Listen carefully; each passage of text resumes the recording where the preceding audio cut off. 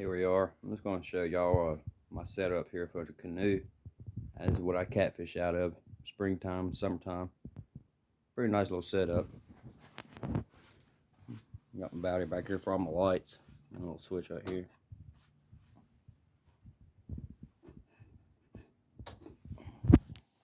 I had to build a battery box for 2 batteries because I got a 24-volt trolling motor. Thanks to Elk River Hookers, I got that nice Mad Cat. I got the pontoons. I got some more stuff coming. I'm just waiting on it to come in. I got the foot controlled trolling motor, 71-pound thrust. Got a little compartment there.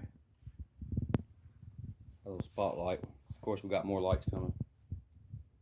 The little deck there. Got the switch there.